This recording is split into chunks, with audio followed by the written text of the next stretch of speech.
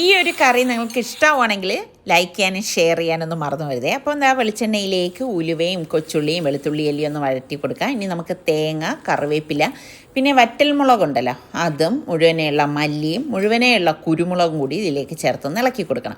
മൂത്ത് വരുമ്പോഴേക്ക് മുളക് പൊടി, മഞ്ഞൾപ്പൊടി, മല്ലിപ്പൊടി, ഉപ്പ് ഇത്രയും ചേർത്ത് ഇളക്കിയിട്ട് നമുക്കിനി അരച്ചെടുക്കാം. മൺചട്ടിയിലേക്ക് വെളിച്ചെണ്ണ ഒഴിച്ച് ഉലുവയും വറ്റൽമുളകും ചുവന്നുള്ളിയും ഒന്ന് വഴറ്റിയതിലേക്ക് കറിവേപ്പിലയും പച്ചമുളകും ചേർത്ത് കൊടുക്കാം.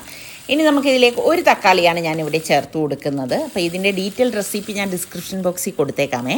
പുളിവെള്ളം ഒഴിച്ചിട്ട് നമുക്ക് ഈ അരച്ച അരപ്പും ആവശ്യത്തിനുള്ള തിളച്ച വെള്ളം കൂടി ഒഴിച്ച് മുരിങ്ങയ്ക്കയും അതുപോലെ തന്നെ ചെമ്മീനും ഇട്ട് ഇളക്കി മൂടി വെച്ച് കൊടുക്കാം. നല്ല ഒരു തിള വരുമ്പോൾ തന്നെ കറി ഇവിടെ റെഡി ആയിട്ടുണ്ട്. ഇനി വേണമെങ്കിൽ നമുക്ക് താളിച്ചൊഴിക്കാം.